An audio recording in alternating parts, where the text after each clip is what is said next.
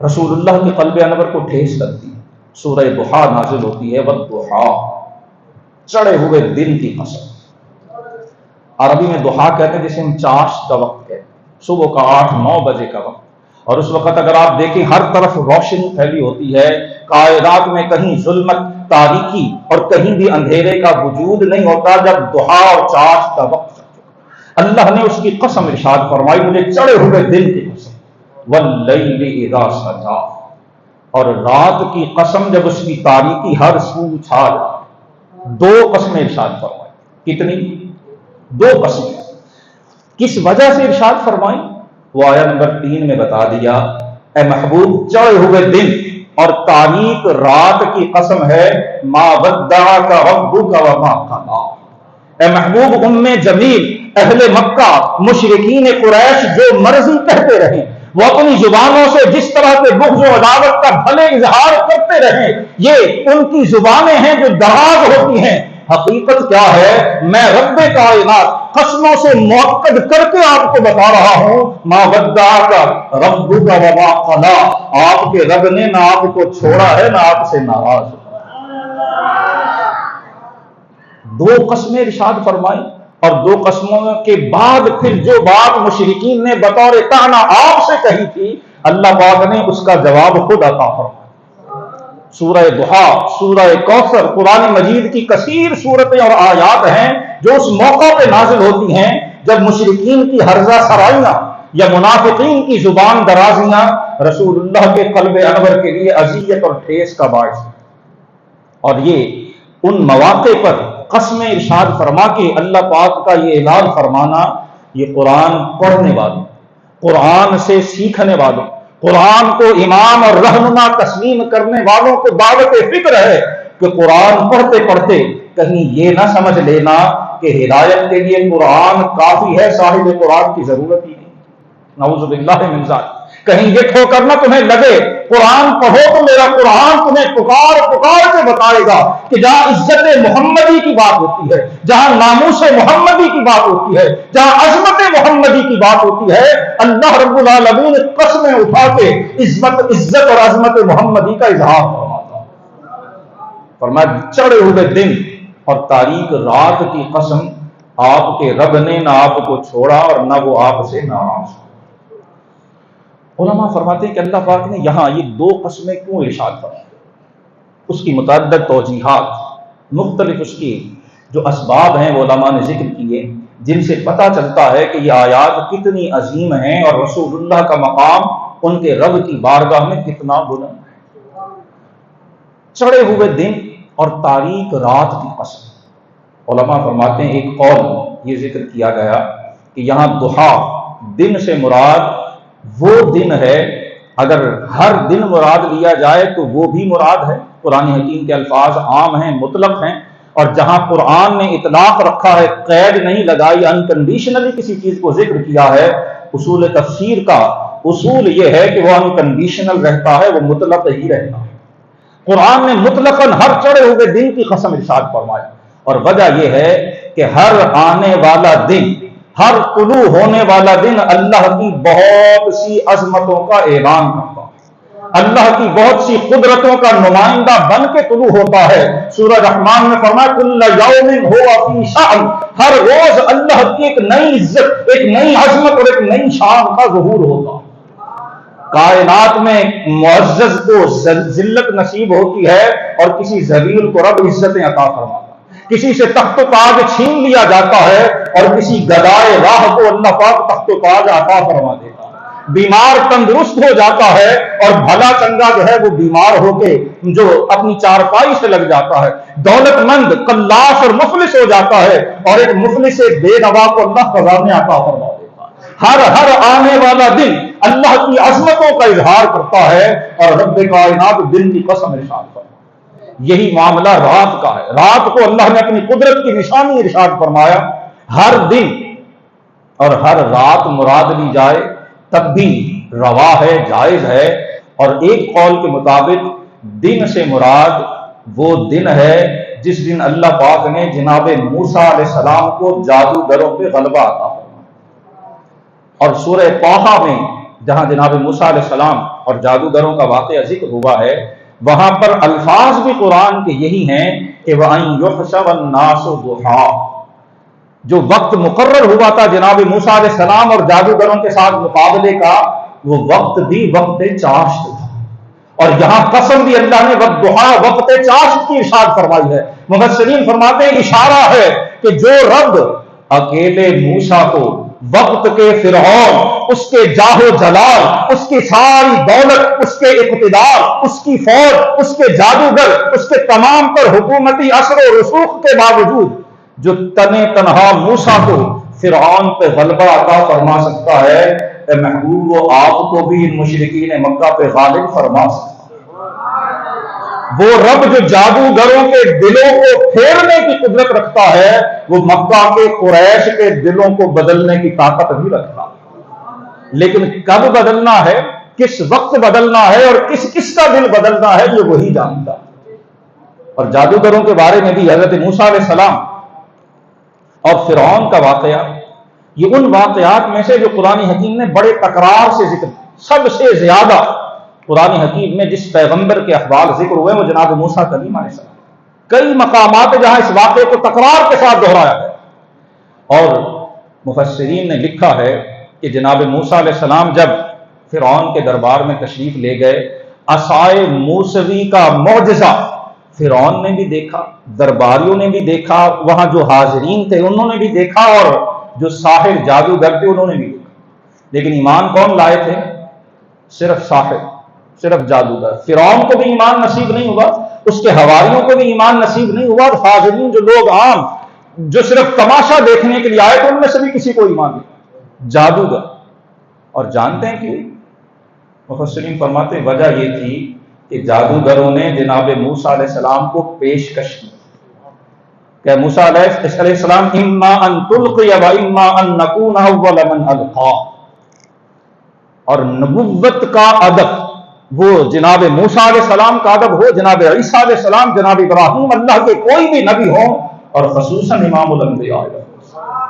ادب نبوت، ادب پہلا قرینہ ہے محبت کے قرینوں میں۔ اللہ کو اپنے محبوبوں کا ادب یہ سب سے بڑھ کر محبوب ہے۔ مولانا روم کا نام ہم نے سنا ہوگا، شاید ہم نے تو اب نہیں پڑھا انہیں فارسی، ویسے ہی ہم نابلد ہو گئے، لیکن شاید آپ کے علم میں ہو آج مغرب کے اندر جو انگریز، جو یورپین، جو امریکن، اور وہ لوگ جو اپنی عیسائیت، یہودیت اور دیگر اپنے مذاہب اور ادیان سے بھی ایک طرح سے بیزار ہو چکے ہیں، وہ مولانا روم کی مثنوی کی انگریزی اور یورپین زبانوں میں ہونے والے ترجمے اور ٹرانسلیشنز پڑھتے ہیں، اور مولانا روم کی حکمت، وژڈم اور ان کی باتوں میں جو تاثیر ہے اس پہ سر دھنتے ہیں، وہ رومی کرتے ہیں۔ اقوام متحدہ کی طرف سے مولانا روم کے نام پہ باقاعدہ سال منایا گیا۔ مولانا روم رحمہ اللہ فرماتے ہیں چوں خدا خواہد کے پردائے کس درد میلش اندر تعنائے پاکاں، فرمایا اللہ جب کسی کو ذلیل کرنا چاہتا ہے اسے اپنے محبوبوں کے بارے میں زبان دراز کرتا ہے۔ جس کی زبان کو دیکھو کہ وہ محبوبان بارگاہ کے بارے میں دراز ہو رہی ہے، جو ادب کی حدود پھلانگ رہا ہے، سمجھ لینا کہ اس شخص کا نمونہ عبرت بننے کا وقت قریب آ۔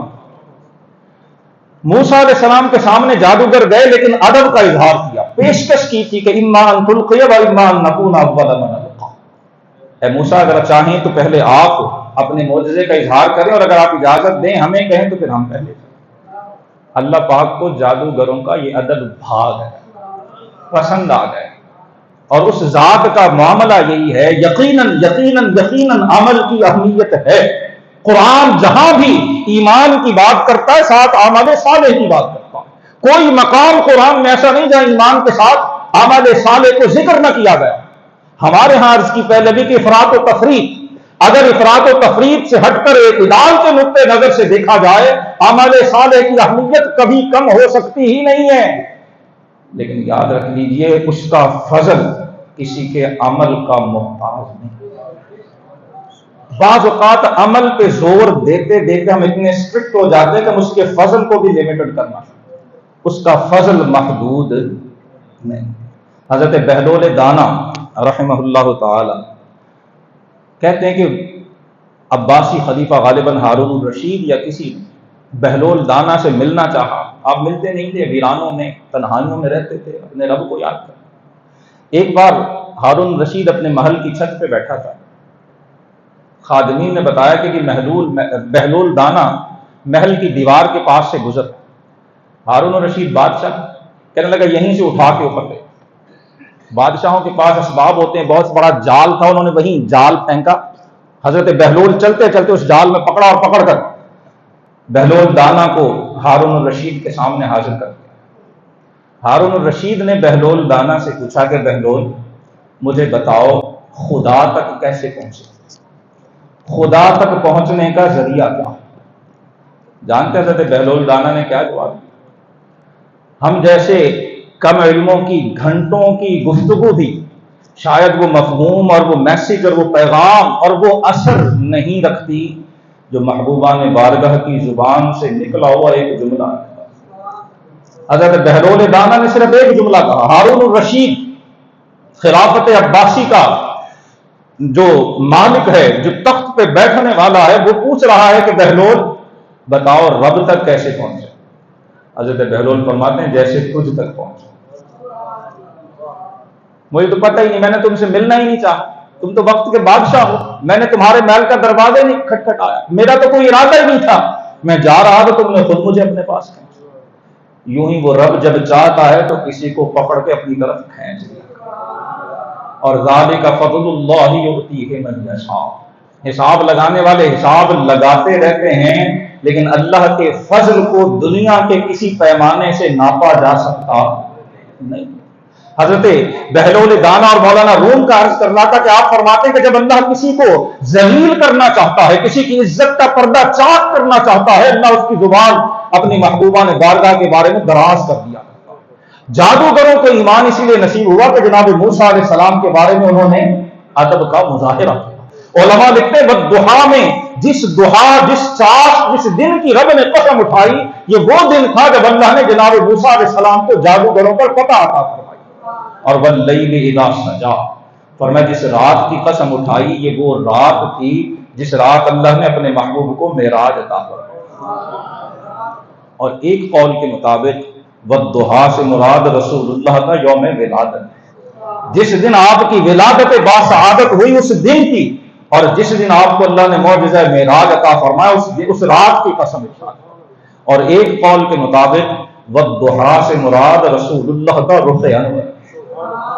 اور واللیل سے مراد رسول اللہ صلی اللہ علیہ وسلم کی زلف معمر ہے.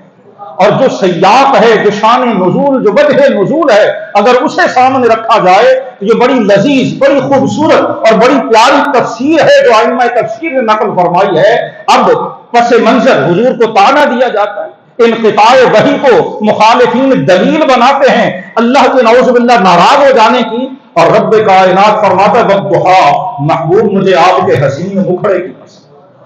محبوب مجھے رخ مصطفیٰ کی قسم ہے. اور رسول اللہ کے رخ انور کو رب نے جو زیبائی، جو جمال عطا فرمایا تھا، دیکھنے والی آنکھیں بتاتی ہیں. حضرت جابر بن سمرہ رضی اللہ تعالیٰ عنہ قسم اٹھا کے فرماتے ہیں واللہ ما رأیت من ذی لمۃ فی حلۃ حمراء احسن من رسول اللہ صلی اللہ علیہ وسلم. فرماتے بخدا میں نے کسی دراز زلفوں والے جس نے سرخ رنگ کے دھاری دار حلہ اور چادریں پہنی ہوئی ہوں، میں نے کسی کو رسول اللہ سے بڑھ کر حسین دیکھا. ام المومنین حضرت عائشہ رضی اللہ تعالی عنہ فرماتی ہیں کہ کان رسول اللہ صلی اللہ علیہ وسلم احسن الناس وجہا، حضور کا چہرہ انور سارے لوگوں میں سب سے بڑھ کر حسین، وانورہم لونا، اور رسول اللہ کی رنگت مبارکہ سب سے بڑھ کر چمکدار. اور جب حضور کی پیشانی کریم پہ پسینہ آتا تو دیکھنے والوں کو یوں لگتا جیسے موتی کسی نے وہاں پر سجایا. اور حضرت عائشہ فرماتی ہے واللہ ما شبہ وجہہ ما شبہ وجہہ الا بالقمر لیلۃ البدر، اور کما قالت عائشہ صدیقہ رضی اللہ تعالی عنہا فرماتی جس کسی نے بھی کبھی رسول اللہ کے رخ زیبا کو کسی چیز سے تشبیہ دینا چاہی ہے، اس نے حضور کے چہرے کو چودھویں کے چاند سے تشبیہ. حضرت علی المرتضیٰ شیر خدا کرم اللہ وجہہ الکریم آپ رخ مصطفیٰ کی لطافتوں، نزاکتوں، رہنائیوں اور زیبائیوں کو یوں ذکر کرتے ہیں کہ من رآہ بداہۃ ہاء ومن رآہ معی ومن خالقہ معرفۃ احب، کہ جو اچانک رسول اللہ صلی اللہ علیہ وسلم کو دیکھتا تھا اس پر حضور کا روب تاری، اللہ نے وہ ہیبت آپ کو عطا فرمائی تھی کہ اچانک جو دیکھتا تھا وہ رعب نبوت تلے آ جاتا، اور فرمایا جو آپ کو دیکھ کر آپ کی خدمت میں حاضر ہوتا رہتا تھا، بیٹھتا رہتا تھا، پھر وہ حضور سے محبت کیے بنا رہ نہیں سکتا، اللہ کے رسول کی محبت اس کے دل کے گوشوں اور گہرائیوں میں جا گزین ہو جائے۔ اور یہ رسول اللہ کا رخ معمر ہی تھا کہ جب حضور ہجرت کے بعد تشریف لائے ہیں، عبداللہ بن سلام یہودیوں کے سب سے بڑے عالم ہیں، رسول اللہ کی بارگاہ میں حاضر ہوئے ہیں، چہرہ کریم کی زیارت کی ہے، فرماتے میں نے جو ہی حضور کا رخ منور دیکھا ہے، فرماتے عرفت ان ھذا الوجہ لیس بوجہ الکذاب، میں نے چہرہ محمدی دیکھتے ہی یقین کر لیا کہ یہ چہرہ کسی جھوٹے کا چہرہ نہیں۔ ایک قول کے مطابق والضحیٰ کہہ کے اللہ پاک نے حضور کے رخ انور کی قسم ارشاد فرمائی، واللیل اذا سجا، آپ کی زلف معمر کی قسم ارشاد فرمائی۔ اور کیا خوبصورت سیدی اعلی حضرت رحمہ اللہ کا ارشاد مبارک ہے کہ ہے کلام الہی میں شمس و ضحیٰ، تیرے چہرہ نور فضا کی قسم، قسم شب تار میں راز یہ تھا کہ حبیب کی زلف دوتا کی قسم۔ پہلی 3 آیات میں اللہ سبحانہ و تعالی نے مشرکین کے دعوے کی تردید فرمائی، اور پھر اگلی آیات میں اللہ رب العالمین کا دریائے رحمت اپنے جوبن پہ آتا۔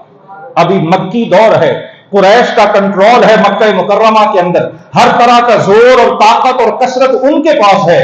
اور اللہ پاک اسی زمانے میں ارشاد فرما رہا ہے وَلَلْآخِرَةُ خَيْرٌ لَكَ مِنَ الْأُولَىٰ، اے محبوب جو زبانیں یہ کہتی ہیں کہ آپ کے رب نے آپ کو چھوڑ دیا، محبوب نے خبر ہی نہیں ہے وَلَلْآخِرَةُ خَيْرٌ لَكَ مِنَ الْأُولَىٰ۔ آخرت کا ایک معنی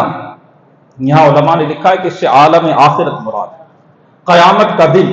اور روز قیامت اللہ پاک اپنے محبوب کو جو عزت عطا فرمائے گا یہاں اس کی طرف اشارہ کیا گیا کہ محبوب دنیا کے اندر ان کے پاس قابو ہے، کثرت ہے، عدد ہے، فوج ہے، مال ہے، لیکن آخرت میں جو عزتیں اللہ نے آپ کے لیے تیار فرمائی ہیں انہیں اس کا اندازہ بھی ہے۔ رسول اللہ صلی اللہ علیہ وسلم نے کثیر احادیث میں آخرت کے اندر جو اللہ پاک آپ کو سرفرازیاں نصیب فرمائے گا ان کی طرف اشارہ فرمایا۔ ایک حدیث میں رسول اللہ صلی اللہ علیہ وسلم فرماتے ہیں لوگوں انا قائدہم اذا بعث، جب لوگوں کو قبروں سے نکالا جائے گا تو ان کی میدان محشر کی طرف قیادت کرنے والا میں ہوں۔ اور ایک روایت میں حضور نے فرمایا انا اول من ينشق عنه الارض او كما قال الرسول صلی اللہ علیہ وسلم، سب سے پہلے جس کی قبر کو کھولا جائے گا فرمایا وہ میری محمد مصطفیٰ، سب سے پہلے انا اول الناس خروجا اذا بعث، جب قبروں سے اٹھایا جائے گا، یوم البعث آئے گا، سب سے پہلے فرمایا مجھے اپنی قبر سے نکلنے کا اذن ہوگا۔ اور ایک بار آپ صلی اللہ علیہ وسلم مسجد نبوی میں تشریف لائے، دائیں طرف جناب سیدنا ابوبکر صدیق کا ہاتھ ہے، بائیں ہاتھ میں سیدنا عمر فاروق کا ہاتھ ہے، رسول اللہ صلی اللہ علیہ وسلم نے ان ہاتھوں کو بلند کیا اور بلند فرما کے صحابہ کو، مسجد نبوی میں بیٹھنے والے لوگوں کو بتایا ھذا نبعث یوم القیامہ، اے لوگوں جیسے آج میرے دائیں جانب ابوبکر اور بائیں جانب عمر ہے، قیامت کے میدان میں بھی ہم یوں ہی اکٹھے آئے۔ فرمایا جب قبروں کو کھولا جائے گا تو سب سے پہلے میری قبر کو کھولا جائے گا، اور جب میدان محشر کی طرف چلیں گے انا قائدہم، ان کی قیادت میں کروں گا، وانا خطیبہم اذا انصتوا، جب میدان محشر میں سب چپ ہو جائیں گے، صرف عام لوگ نہیں انبیاء تک کی زبانوں پر مہر سکوت ہوگی، رسول اللہ فرماتے انا خطیب، اس روز پھر خطبے میرے، اس روز پھر زبان میری کو اس میں شفاعت ملے گا، زبان محمدی ہوگی اور اللہ کی حمد و ثنا کے ترانے۔ انا خطیبہم اذا انصتوا، جب سب چپ کر جائیں گے اس دن فرمایا میں بولوں، وانا مبشرہم اذا آئسوا، جب روز قیامت سب اللہ کی رحمت اور اللہ کے اس جلال کو دیکھ کر ایک طرح سے نا امید ہونے لگیں گے، فرمایا ان کی نا امیدیوں کو امید میں بدلنے والا میں ہوں۔ میں انہیں بشارتیں دوں گا، میں انہیں رب العزت جل وعلا کی بارگاہ میں ان کی سفارش میں بے یدی لواء الحمد یوم القیامہ، قیامت والے دن فرمایا حمد کا جھنڈا میرے ہاتھ میں ہوگا، تحتہ آدم فمن دونہ فمن سوا، او کما قال، جناب آدم سے لے کر آخری فرد بشر تک سارے کے سارے اس لواء الحمد کے تلے، الکرامت والمفاتیح یومئذ بیدی، ساری عزتوں کی چابیاں، رب کی خزانوں اور جنت کی چابیاں فرمایا وہ میرے ہاتھ میں، جنت کا دروازہ سب سے پہلے کھٹکھٹاؤں گا بھی میں، اور جنت کا دروازہ سب سے پہلے کھولا بھی میرے لیے، وَلَلْآخِرَةُ خَيْرٌ لَكَ مِنَ الْأُولَىٰ۔ اور دوسرے قول کے مطابق یہاں آخرت اپنے لغوی معنی، اس سے عالم آخرت میدان قیامت ہی مراد نہیں بلکہ ہر آنے والی گھڑی مراد ہے۔ کہ محبوب یہ ابتدا کا وقت ہے، یہ ابھی امتحان کی گھڑیاں ہیں، آنے والی ہر گھڑی آپ کے لیے پچھلی گھڑی سے بہتر ہے۔ یہی رستے میں کانٹے بچھانے والے یہی آپ کا کلمہ پڑھیں، یہی آپ پر حملہ کرنے والے یہی آپ کے جھنڈے کے نیچے لڑے، یہی آپ کے دین کا رستہ روکنے والے، وَلَلْآخِرَةُ خَيْرٌ لَكَ مِنَ الْأُولَىٰ، اللہ انہی کو آپ کے دین کا داعی بنا دے۔ آنے والی ہر گھڑی آپ کے لیے پچھلی گھڑی سے بہتر ہے۔ وَلَسَوْفَ يُعْطِيكَ رَبُّكَ فَتَرْضَىٰ، اور آپ کا پروردگار آپ کو اتنا عطا فرمائے گا کہ آپ راضی ہو جائیں۔ حضرت سیدنا جعفر صادق رضی اللہ تعالی عنہ آپ فرماتے ہیں کہ قرآن کی سب سے امید افزا آیت، فرمایا عام لوگ سورہ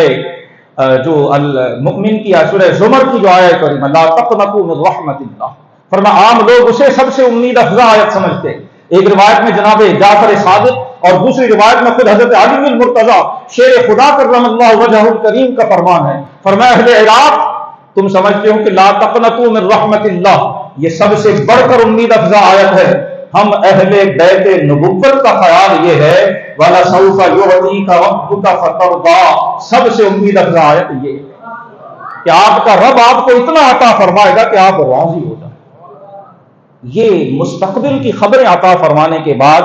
پھر اللہ سبحانہ و تعالیٰ نے اسی سورہ ضحیٰ میں آپ کی گزشتہ زندگی کے چند اشارے فرمائے، الم یجدک یتیما فآویٰ، اے محبوب ان دشمنوں کے طعنوں سے آپ رنجیدہ خاطر کیوں ہوتے ہیں؟ کیا آپ جانتے نہیں آپ جب بچپن میں یتیم ہوئے اللہ نے آپ کے لیے کیسے کیسے سامان مہیا کروایا، اللہ نے آپ کو اپنی آغوش رحمت میں پناہ دی، جناب آمنہ رضی اللہ تعالی عنہا کی صورت میں، جناب عبد المطلب کی صورت میں، جناب ابو طالب کی صورت میں، اللہ نے آپ کے لیے کیسی کیسی پناہ گاہیں تیار فرمائی۔ جس رب نے حالت یتیمی میں اس دنیا میں تشریف لانے پر آپ کے لیے ایسے ایسے اسباب عطا فرمائے، وہ آنے والے دنوں میں اس سے بھی بہتر اسباب عطا فرمائے۔ وَوَجَدَكَ ضَالًّا فَهَدَىٰ، ہم نے آپ کو اپنی محبت میں آج خود رفتہ پایا، اپنی طرف آپ کو ہدایت، آپ کے سینہ اطہر کو ہم نے علوم کے لیے اور خیر اور برکت کے لیے کھول دیا۔ وَوَجَدَكَ عَائِلًا فَأَغْنَىٰ، ہم نے آپ کو تنگ دست پایا تو غنی کر دیا۔ ہم نے آپ کو جناب خدیجہ کے مال کے ذریعے سے اور آپ کے معاونین کے ذریعے اللہ نے آپ کو اس دنیا میں بھی غنا اور دولت اور ظاہری اسباب بھی عطا فرمائے۔ جس رب نے پچھلی زندگی میں یہ کرم فرمائے ہیں وہ آئندہ زندگی میں بھی اس پہ مزید کرم فرمائے۔ فَأَمَّا الْيَتِيمَ فَلَا تَقْهَرْ، اے محبوب کسی یتیم کو مت جھڑکیے۔ وَأَمَّا السَّائِلَ فَلَا تَنْهَرْ، کسی منگتے کو مت دھتکاریے۔ وَأَمَّا بِنِعْمَةِ رَبِّكَ فَحَدِّثْ، اور اپنے رب کی نعمتوں کا خوب خوب چرچا کیجیے۔ رسول اللہ کے اخلاق کریمہ اعلان نبوت سے پہلے بھی ایسے تھے کہ آپ یتیموں کے مأویٰ و مولا، آپ یتیموں کی پناہ گاہ تھے، آپ بیوگان کا خیال رکھنے والے تھے، آپ مساکین کے کام آنے والے تھے۔ ان آیات میں دراصل امت کو تعلیم دی جا رہی ہے کہ اگر تم اپنے رب کو راضی کرنا چاہتے ہو، اللہ کی مخلوق میں سے جو بے کس ہیں، جو ناتواں ہیں، جو کمزور ہیں، جو ضعیف اور محتاج ہیں، تم رب کے محتاج بندوں کا خیال کرو، اللہ تمہیں اپنی نعمتیں عطا۔ وَأَمَّا بِنِعْمَةِ رَبِّكَ فَحَدِّثْ، اور آپ کے رب کی جو آپ پر نعمتیں ہیں ان کا خوب خوب چرچا کیا۔ یہ